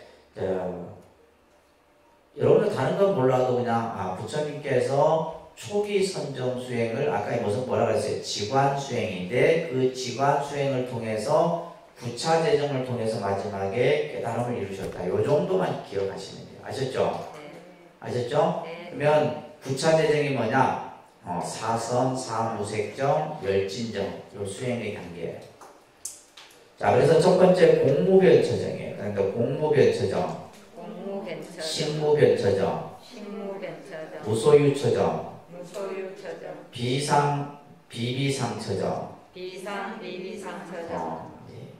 뭐 여기서 이거 설명한다 해도 여러분들이 어렵기 때문에 요거는 그냥 아까 얘기했듯이 사무색정은 무색계의 이제 그 단계에서 정신적인 아주 고도의 정신만이 있는 세계 속에서 얻어지는 선정이에요. 자, 이것을 이제 우리는 8등지라고 합니다. 그러니까 8등지. 우리가 이제 선정을 등지라고도 표현하는데 이러한 사선과 사무색정을 8등지라 하고 마지막에 멸진정을 합해서 뭐라 한다? 부차재정이라 한다. 그러니까 부차재정. 자, 그다음에 멸진정은 안이비설신의 작용이 완전히 멸한 산매이다. 이 말은 무슨 말이냐면 보거나 듣거나 느끼거나 하는 데 있어서 일체 번뇌가 일어나지 않는. 그래서 멸진정의 단계는 이제 번뇌가 완전히 소멸된 상태를 멸진정의 상태라 얘기하는 거예요. 자, 그래서 부처님께서는 이러한 사선, 사무색정, 멸진정의 그러한 선정의 수행을 통해서 마지막에 깨달음을 이루시게 되는 거예요. 그래서 이제 우리가 초기 불교에서는 그 밑에 보시게 되면 수다원, 사다함, 아나함, 아라함, 이것을 사과라 그래요. 사과. 그래서 초기에서 이제 수행을 통해서 단계에 이루어지는, 나중에 이제 뭐 요거는 또 별도로 또 설명을 드릴 기회가 있을 겁니다.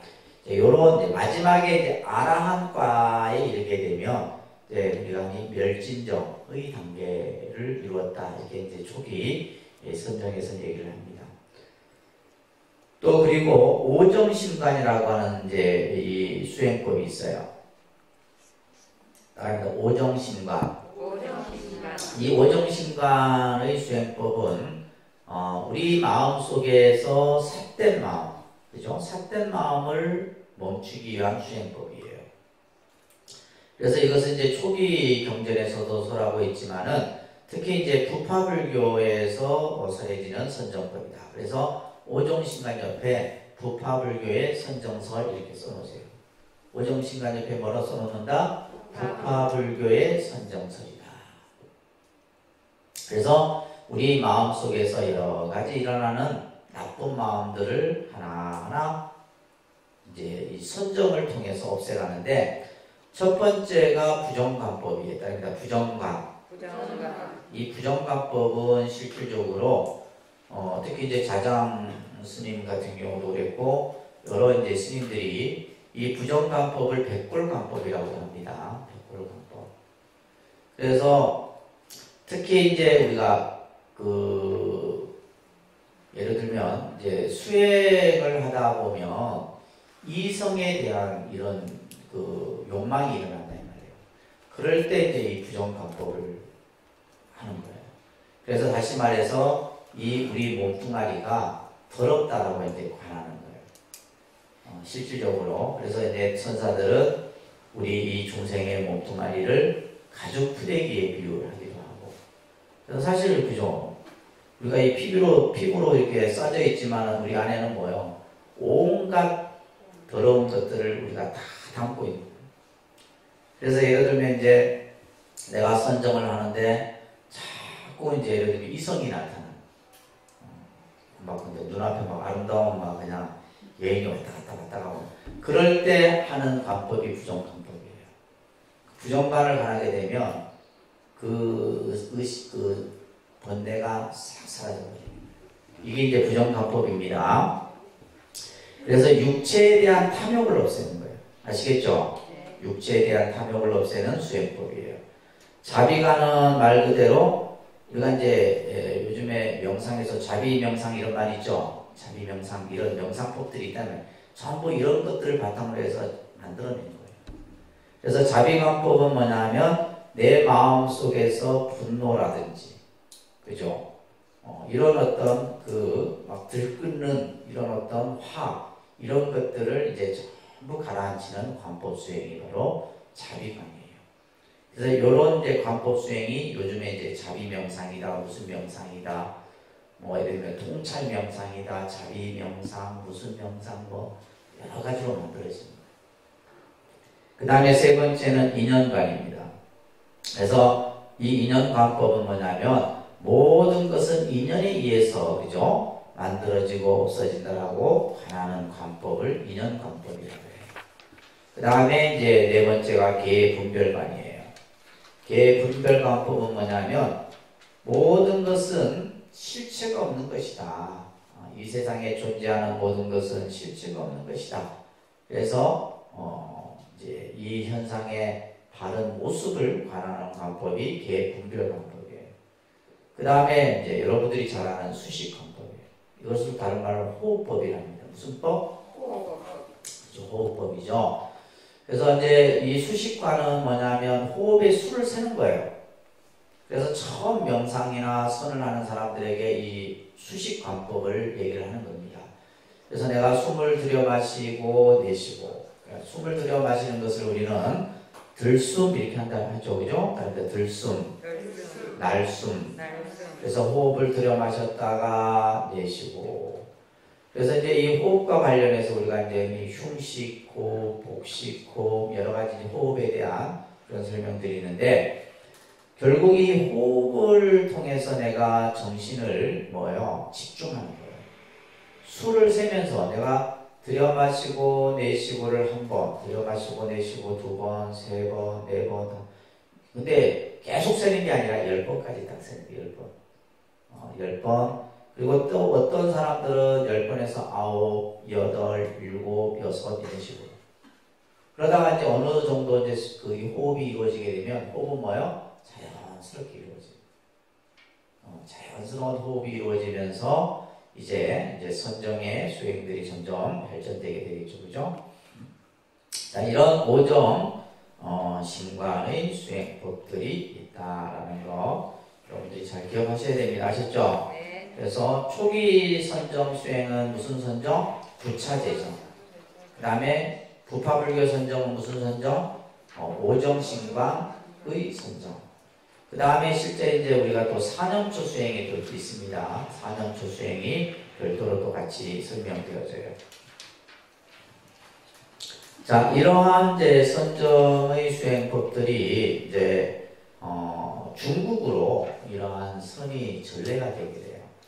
근데 이제 실제 우리가 중국에 이러한 선이 전래가 되는 데 있어서 중심 인물이 누구냐? 달마라고 하는 인물이에요. 누구다? 달마예요. 달마. 지금 오늘 우리가 이제 이 선이 쭉 이제 전개되는 또 선정 수행과 관련된 이야기들 여러분들에게 쭉 해드리고 있는데, 자, 우리가 이제 흔히 이 서가모니 부처님께서 자신이 닦았던 수행 또 깨달았던 진리 이런 것들을 전하겠죠, 그죠? 이 서가모니 부처님의 법을 전해받은 이가 가섭이에요. 누구라고요? 가섭존자가 부처님의 법을 전해받아요. 그리고 이 가섭존자는 이제 아난에게 법을 전합니다. 그러면서 쭉쭉쭉쭉 전해져요. 그러다가 이제 바냐다라라고 하는 분에게까지, 바냐다라 존자예요. 바냐다라 존자에게까지 이 선법, 다시 말해서 부처님의 가르침이나 또 수행법들이 쭉 전해졌다는 거예요. 그러다가 이제 이 바냐다라의 제자가 누구냐 하면 달마예요. 이 달마는 인도 출신이에요. 인도분입니다. 이 달마가 아주 중요한 인물이에요. 그래서 이제 달마가, 바냐다라가 이제 26번째가 되고, 달마가 27번째가 돼요. 누구로부터? 부처님으로부터. 그러니까 서가모니 부처님이 어떻게 되겠어요? 제1조가 되겠죠. 그래서 우리가 이제 선종에서는 그 선의 이치를 깨달은 분들을 조사라 얘기해요. 뭐라 한다고요? 우리가 보통 뭐 선사, 대선사 이런 표현들을 쓰는데 조사라 이런 말을 써요. 조사라는 말을 쓰는데, 그래서 제1조, 제2조, 제3조, 제26조, 달마 스님이 몇 조? 27조가 돼요. 근데 이 달마 스님은 여기에서 어디로 건너가요? 중국으로 건너가요. 중국으로 건너가서 중국에 이제 선을 전하게 되는 첫 번째 조사가 되는 거예요. 그래서 이제 달마 대사는 중국에 있어서는 뭐가 되는 거예요? 초조가 되는 겁니다. 무슨 조? 초조. 달마 스님은 서가모니 부처님으로부터는 27대 조사고, 중국의 선법을 전한 것으로 치면 제1조가 되는 거예요. 그래서 달마는 아주 중요한 인물이에요. 우리가 선을 공부하는 데 있어서는. 그래서 이제 달마가 해가에게 전하고, 해가가 승찬, 도신, 홍인, 그 다음에 뭐요? 해능 스님이 이제, 이 해능 스님이 더 여기가 중요한 인물인데, 이 해능 스님이 33번째가 돼요. 누구로부터? 아니지. 서가모니 부처님으로부터 33번째지. 서가모니 부처님으로부터 33번째예요. 그러면 이제 달마로부터는 몇 조가 돼요? 6조가 되는 거예요. 그래서 6조 해능이다 이렇게 얘기하는 겁니다. 6조 해능. 그래서 서가모니로부터 법이 쭉 전해. 이 법은 아직까지 끊어지지 않았어요. 계속 전해집니다. 계속 법이 전해져요. 그러니까 불교가 존재하는 동안에는 이 법이 계속 끊어지지 않고 전해집니다. 예를 들면 이제 이것을 우리가 이제 흔히 이제 이것을 전등법계라고 합니다. 뭐라 한다고요? 부처님의 법이 쭉 이어지면서 전해지는 그것을 전등법계라는데, 우리 그 조계종의 한 오른 스님 한 분은 항상 법상에 올라가면 하시는 첫 번째 말씀이 뭐냐? 나는 서가모니 부처님으로부터 법을 전해받은 제 70몇 조 이렇게 얘기해요. 심지어 저도 그게 해당이 됩니다. 예를 들면 저에게는 뭐가 있어요? 은사스님이 있죠? 은사스님에게는 또 뭐가 있어요? 은사스님 또 있겠죠? 그 은사스님은 또 은사스님이 있겠죠? 그 위에 또 있겠죠? 이래서 보면 그것이 있다니까요, 진짜. 제가 서가모니 부처님으로 몇 대 손인가 있어요. 그러니까 그 법이 계속 이어지는 거예요. 이것을 뭐라 한다? 전등법계라 하는 거예요. 그래서 이제 우리가 이제 앞으로 선을 공부하는 데 있어서 중요한 인물이 바로 달마와 해능이 되게 되는데, 자, 여러분들 프린트를 한번 보세요. 자, 이 달마는 참 우리 선의 이 어떤 역사에서 보면 참 중요한 인물이다 그랬어요. 그죠? 그래서 달마가 동쪽으로 간 까닭, 이런 영화도 나왔었잖아. 달마가 동쪽으로. 달마가 왜 왔어요, 중국으로? 그 까닭이 뭐냐? 그것을 이제 화두에서 이렇게 쓰는 거예요. 따라합니다. 여하시, 조사 설해인 있고, 따라합니다. 여하시, 조사 설해의, 이렇게 이제 이 화두예요. 이 말은 뭐냐면 무엇이 조사가 서쪽에서 동쪽으로 온 까닭입니까? 이거예요.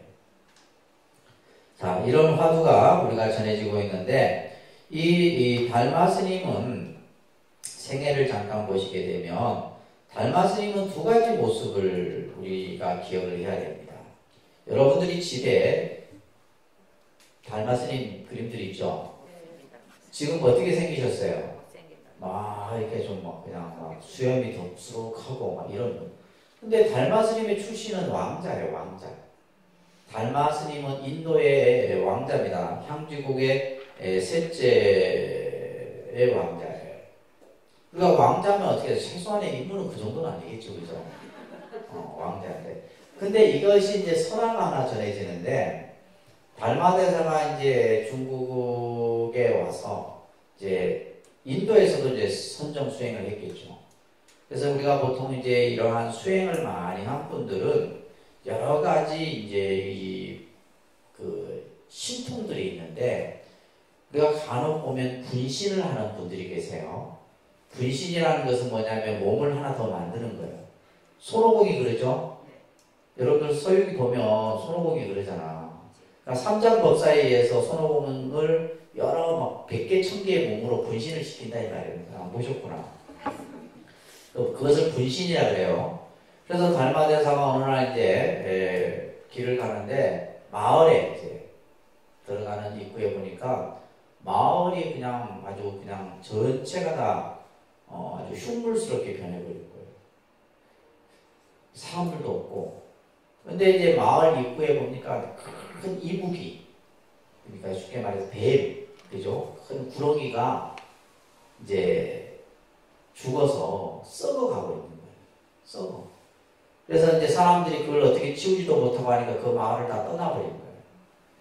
그래서 이 달마대사가 길을 가다가 내가 이놈이라도 치워놓고 가야 되겠다 해서 자기 몸을 놔두고 이제 자기의 본 몸을 이무기 안으로, 이무기 속으로 싹 들어가서 이무기를 끌고 이제 저 강으로 이제 갔다 오는 순간에 또 한 도인이 나타났네. 도인이 나타나갖고 보니까 아주 훤칠하게 자기보다 잘생긴 몸이 있잖아요. 그래서 이 몸을, 자기 몸을, 이 사람도, 이 도인도 자기 몸을 놔두고 그 본래의 달마대사 몸을 가지고 가버린 거예요. 그러니까 달마대사가 인무기를 버리고 왔더니 어떻게 해요? 자기 본래 모습을 놓고 막 수염이 도둑하고 막 이런 모습에, 그래서 지금의 달마의 모습이 그렇게 그려졌다라고 하는 이야기가 전해집니다. 전해지고, 그것이 이제 여러분들 그 지금 프리턴물에도 나오듯이 이제 달마의 두 가지 모습에 대한 얘기가 전해지게 되는 겁니다. 달마는 남서쪽국의 향지왕의 셋째 아들이에요. 본명을 보리다라라고 합니다. 보리다라. 그래서 보리달마 이렇게 얘기하는 거예요. 이제 바냐다라 선사로부터 이제 이 향지왕의 공양을 받게 되는데 이때 이제 이 바냐다라가 보리다라 예를 들면 이 원래 달마 선사에게 법명을 주어줬는데 그 법명이 바로 달마라고 하는 법명을 지어준 거예요. 이 셋째 아들 왕자에게. 자, 그리고 나서는 이제 이 바냐다라가 달마에게 달마 대사가 묻습니다. 어디로 가서 법을 피면 좋겠느냐 이렇게 물으니까 남쪽 천축에 머물며 교화하라. 그래서 이제 달마는 당시 이제 배를 타고 중국 남해라고 하는 지역에 도착하게 되는데 이때가 이제 양나라 보통 8년 AD 520년에서 527년 정도로 추정을 합니다. 이때가 이제 우리가 흔히 말하는 양무제라고 하는 이제 무제가 왕이 이제 중국을 다스리고 있었던 그런 시대예요. 당시 이제 기록에 의하면 이 남해는 지금의 이제 그 해안에 있는 그런 도시예요. 지금도 중국의 지금의 광주 지역인데 이때 자사 소양이라고 하는 자사는 뭐냐면 요즘 말로 얘기하면 도지사예요.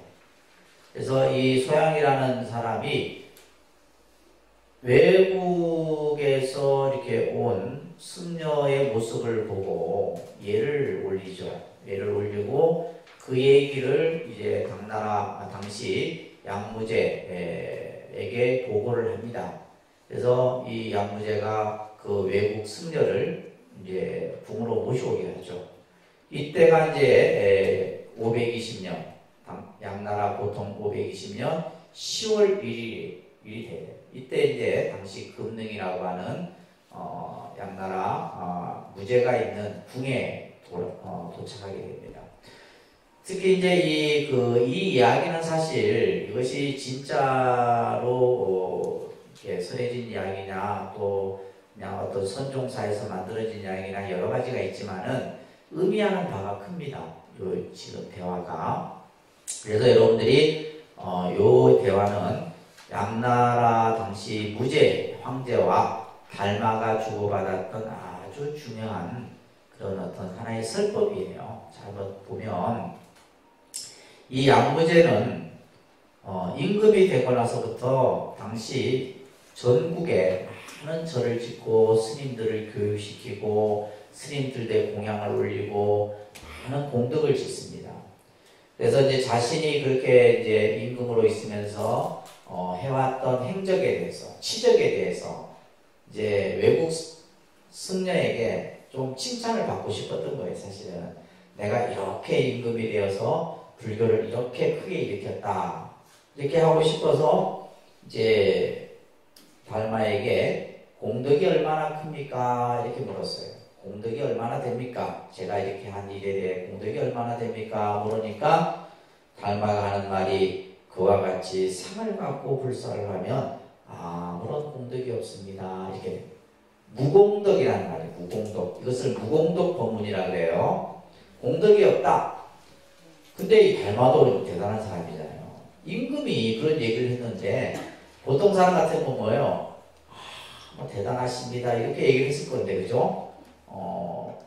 상을 가지고 그렇게 임금께서 말씀을 하신다면 아무런 공덕이 되지 않습니다. 자, 이러면서 달마는 나라는 상을 갖고 불사를 하면 그 불사는 인간과 천당에서 받는 각오에 지나지 않는다. 공덕은 되긴 되지만은 복밖에 안 된다 이런 말이에요. 임금께서 절을 짓고 스님들에게 공양을 올리고 한 것은 상을 가짐으로 인해서 공덕은 되지 못하고 뭐가 된다? 복은 된다. 그 복은 천상에 태어날 복도 되고 다음 생에 인간으로 태어날 복도 된다. 그리고 이것은 유루인으로서, 유루인이라는 것은 뭐냐면 우리가 이제 새어나간다 이 말이에요. 내가 복을 지었지만은 또 복이 없어져. 마치 그림자가 형체에 따라 나타나듯이 있다고 하더라도 그것은 실체가 아닌 것이다. 이때 양무제가 어떠한 것을 진실한 공덕이라 이래야 합니까? 모르니까 달마가 진실한 공덕은 청정한 지혜가 오묘하고 원만해야 하며 그 지혜의 체성이 공적해야 합니다. 이제 서로 이제 뭐냐면 이 양무제와하고 달마는 서로 상대의 마음을 본 거예요. 지어본 거예요. 그래서 달마대사는 임금이 불교는 좋아하고 불교에 대해서 막 이렇게 하는 호불의 왕조지만은 나하고 뜻이 맞지 않는다 생각하고 양무제는 뭐요? 이제 저 위나라로 가버립니다. 위나라로 가서 당시 지금의 이제 그 숭산 소림사죠. 소림사. 이 소림사에 들어가서 수행을 하게 됩니다. 수행을 하게 되는데 그래서 우리가 보통 이제 달마 하면 뭐요? 소림사. 소림사 하면 달마. 또 중국의 선하면 달마. 그래서 이 달마를 빼놓고 우리가 중국의 선을 말하기는 어렵다는 거예요. 자, 그래서 요 프린트를 내가 이제 오늘 공부하라고 나눠드린 거니까 집에 가서 오늘 한번 읽어보세요. 한자는 빼놓고 한글만 읽어보세요.